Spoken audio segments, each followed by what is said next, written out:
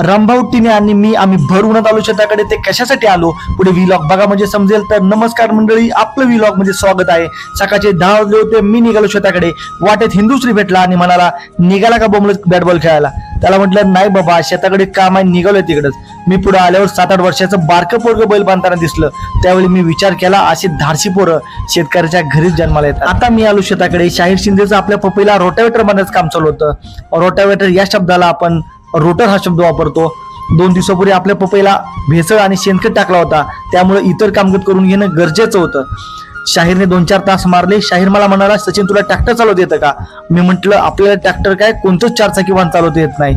खरं आहे ते खरं आहे, त्यात कमीपणा कसला हो. शाहीर म्हणाला, मी सांगतो ते ऐक, ट्रॅक्टर काहीच अवघड नाही.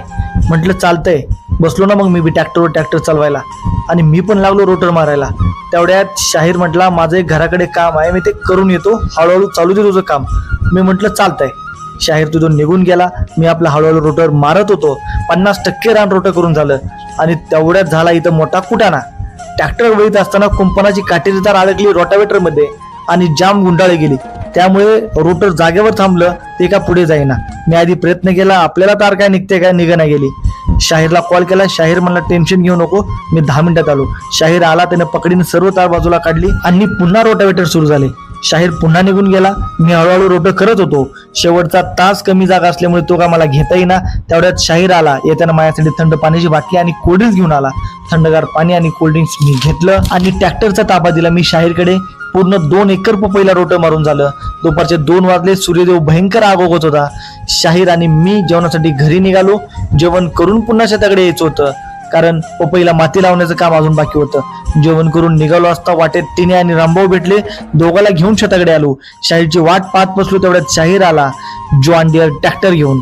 लगेच माती लावायला सुरुवात झाली. इतक्यात शेताचा शेजारी गोटन आला. त्याला पाणी प्यायचे होते. मी सांगितलं झाडाखाली थंडगार घागर भरून ठेवली आहे, जाऊन पिऊन ये. पण गोटन म्हणाला आपल्याला डायरेक्ट विहिरीतलं शुद्ध पाणी प्यायचं. खाली विहिरीत जाऊन गोटन पाणी प्याला. काही लोकांना सोपी गोष्ट अवघड करायची सवयच असते. असो, माती लावताना बगळे मोठ्या संख्येने किड्या मुंग्या खाण्यासाठी आले होते. माती चांगली लागावी म्हणून त्याने पाठीमागे पत्र्यावर बसला होता. तेवढ्यात भागवत काका आले. त्यांना मी पपई दाखवू लागलो. ते पण मला शेतीतील जो अनुभव आहे तो मला सांगू लागले.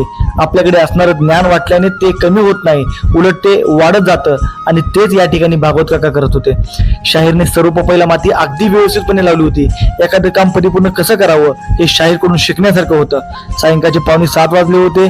आजची सर्व कामे पार पडली आणि मी निघालो घराकडे.